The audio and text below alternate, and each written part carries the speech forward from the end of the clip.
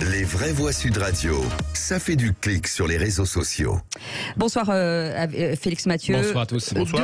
Deux utilisations du 49.3 en 24 heures, on vient d'en parler, la procédure fait hurler les oppositions. Oui, après avoir forcé la main de l'Assemblée nationale pour une adoption sans vote du budget de l'État, rebelote la nuit dernière. Après un premier rejet du projet de loi de financement de la Sécurité sociale, Elisabeth Borne est donc arrivée à l'Assemblée nationale pour dégainer une deuxième fois cet article. 49 alinéa 3 de la Constitution.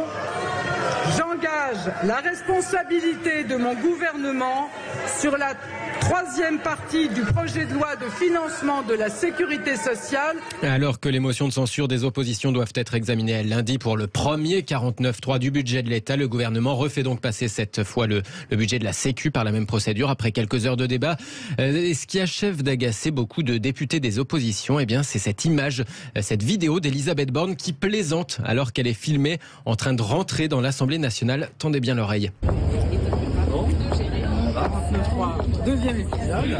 La Première ministre. 49.3, deuxième épisode, lance la Première ministre d'un ton gaillard en rentrant dans le Palais Bourbon.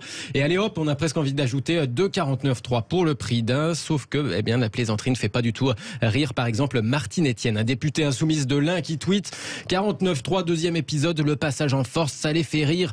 Illustration de la condescendance et de l'autoritarisme du gouvernement. En tout cas, notez-le bien, si le 49.3 est une série, elle ne peut pas avoir plus de 3 épisodes par saison, comme on le rappelait depuis la réforme constitutionnelle de 2008. C'est limité, il y a le budget de l'État, c'est fait, le budget de la Sécu, c'est fait, et un seul autre texte par session parlementaire. Autre polémique, cette fois sur une émission de télé, l'équipe de Cyril Hanouna accusée d'avoir fait un record d'audience lié à un drame.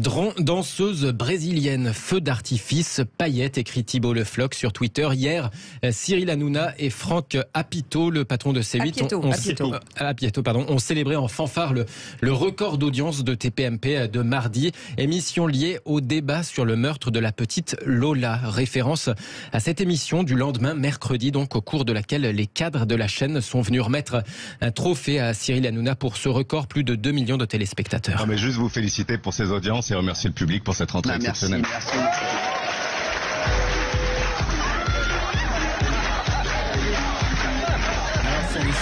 S'en est suivi après cette séquence une avalanche de réactions, de tweets pour reprocher à l'émission de fêter des audiences alors que cette émission était en grande partie consacrée au meurtre horrible de cet enfant. Critique balayée hier soir par Cyril Hanouna. Alors il y en a qui ont dit oui, ils ont fêté les audiences. Hier, on fêtait le début de saison.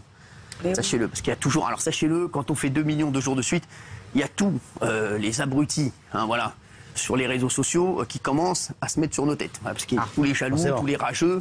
Une célébration liée au début de saison et non pas en particulier à l'émission consacrée à ce terrible fait divers. Voilà la réponse de l'animateur de C8, sauf que certains internautes ne se contentent pas de cette explication, à commencer par le même Thibault Le Floch qui poste une photo en gros plan du trophée remis mercredi soir sur le plateau de Cyril Hanouna, trophée sur lequel on peut bien lire distinctement la date de la veille inscrite sur le socle, TPMP 18 octobre 2022, et de commenter à ceux qui me disaient que Hanouna fêtait les audiences du début de saison et non pas le record de la veille. Visiblement, la prod non plus n'était pas au courant. Merci beaucoup Félix.